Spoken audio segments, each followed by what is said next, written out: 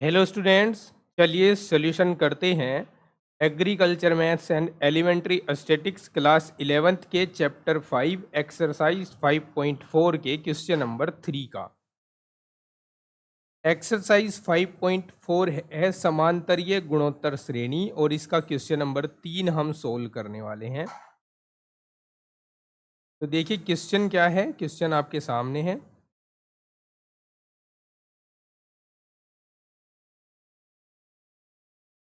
तो ये है क्वेश्चन, इसमें हमें यहाँ जो श्रेणी दी गई है उसको हम समांतरीय गुणोत्तर श्रेणी के नाम से जानते हैं और इसका हमें nवा पद ज्ञात करना है और n पदों का योगफल भी ज्ञात करना है। सबसे पहले देखिए यहाँ पर जो ये श्रेणी है 1 2 3 4, ये तो हो गई समांतर श्रेणी और इसके साथ में जैसे यहाँ पर 3 स्क्वायर 3 यहाँ क्यूब होना चाहिए 3 का 3 क्यूब, ये है गुणोत्तर श्रेणी। तो जब हम इसका nवा पद ज्ञात करेंगे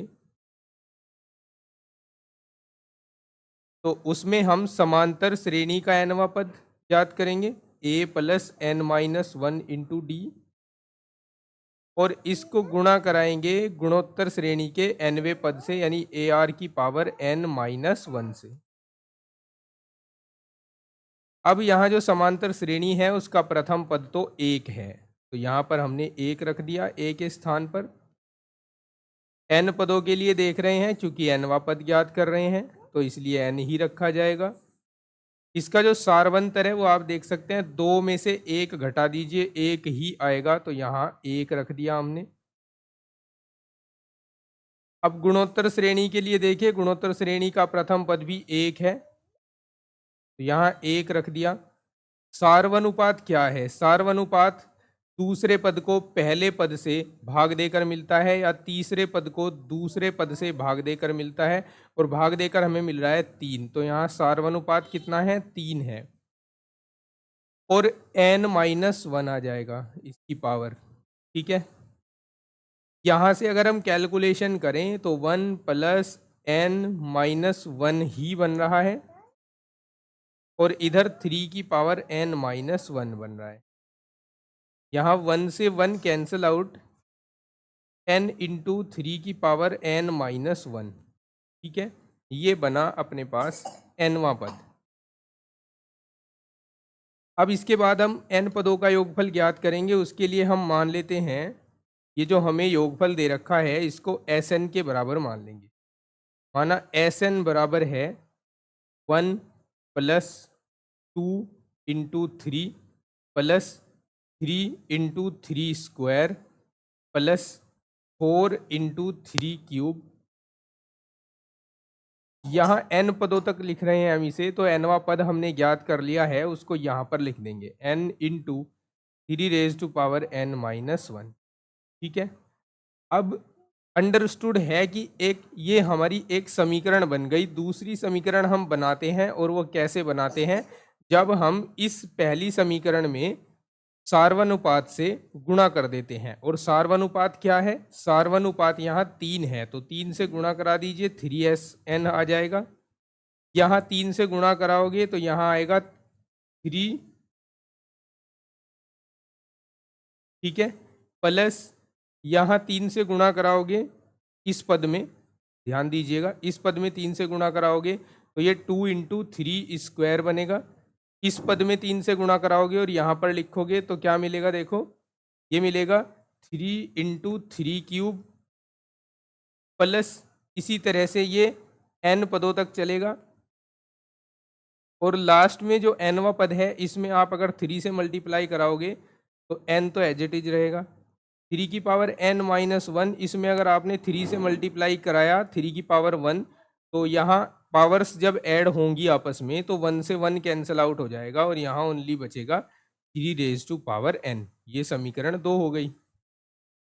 अब आप समीकरण 1 में से समीकरण 2 को घटाएंगे।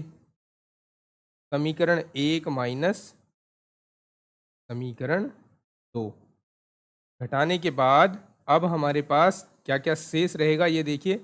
Sn में से 3Sn माइनस कर रहे हैं, एक तो एज इट इज रहेगा ही रहेगा, प्लस तो यहाँ 2 × 3 है, इसमें से हम 3 माइनस कर रहे हैं तो 1 × 3 बचेगा ना, यानी ओनली 3 बचेगा यहाँ, ये 3 हो गया।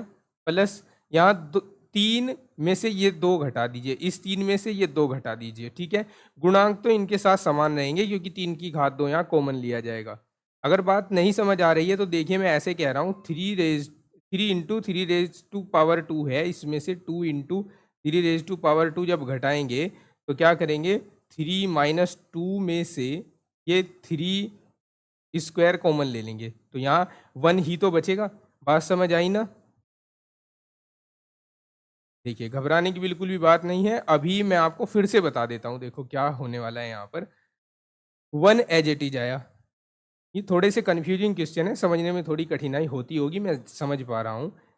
यहाँ 2 में से 1 को घटाइए, यहाँ ऐसा समझिए कि यहाँ 2 × 3 है, यहाँ 1 × 3 है, तो 2 में से 1 को घटाइए, 1 ही मिलेगा, यानी 1 × 3 ही मिलेगा, और 1 × 3 को 3 लिख सकते। 3 में से 2 घटाओ तो यहाँ 1 × 3 स्क्वायर आ जाएगा। 1 को हम लिखेंगे नहीं तो 1 को हटा देते हैं,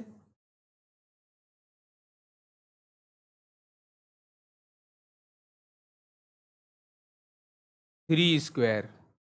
इसी तरह से यहाँ बचेगा 3³ और लास्ट में n पदों तक ये प्रक्रिया चलेगी, और ये जो nवां पद लास्ट में है इक्वेशन सेकंड का, ये घटाया जाता है। Sn को कॉमन ले लेते हैं तो 1 - 3 आ जाएगा यहाँ, और यहाँ देखिए ये जो है ये गुणोत्तर श्रेणी के n पदों का योगफल है।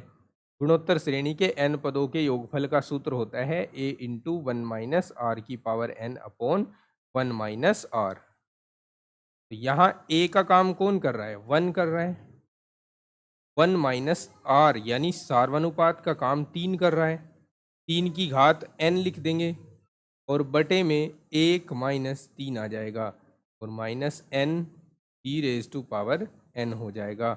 यहाँ Sn × -2 शेष रहेंगे, और यहाँ पर 1 - 3 बचेगा, और इसके अपोन में -2 बचेगा, -n 3 हो जाएगा। अब हम क्या करें, -2 से इसको भाग दे देते हैं, ये वाला -2 इधर ले आते हैं अपोन में, तो 1 - 3 अपॉन यहाँ -2 और -2 गुणा होकर 4 हो जाएंगे, और माइनस माइनस प्लस हो जाएगा, और n अपॉन 2 हो जाएगा। बात समझ आई ना? अब हम और क्या कर सकते हैं, हम यहाँ एलसीएम ले सकते हैं। हमने एलसीएम ले लिया यहाँ पर 4, तो यहाँ 1 - 3 ही रहेगा, और 2 की मल्टीप्लाई इधर होगी तो ये 2n 3 की घात n हो जाएगा। अब हम और क्या कर सकते हैं, अब हम कॉमन ले सकते हैं इसमें से। देखो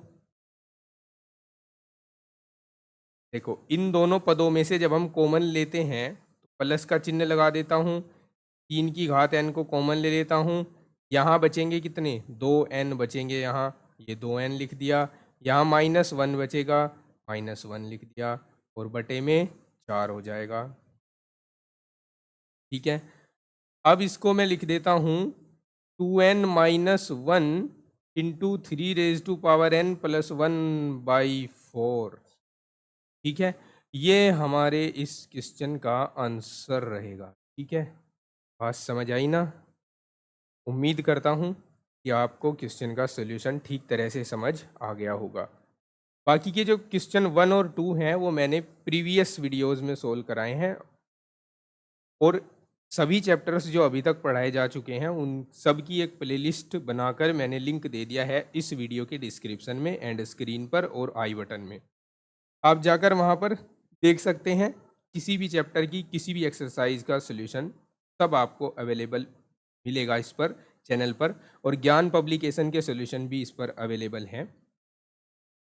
बाकी अगर आप चैनल पर नए हैं तो चैनल को सब्सक्राइब कीजिएगा, दोस्तों के साथ शेयर कीजिएगा, और सब्सक्राइब, शेयर और कमेंट करके मेरा सपोर्ट कीजिएगा। मैं आपके सपोर्ट में हरदम आपके साथ बना रहूँगा। मिलता हूँ नेक्स्ट वीडियो में, तब तक के लिए take care, bye bye, have a nice day.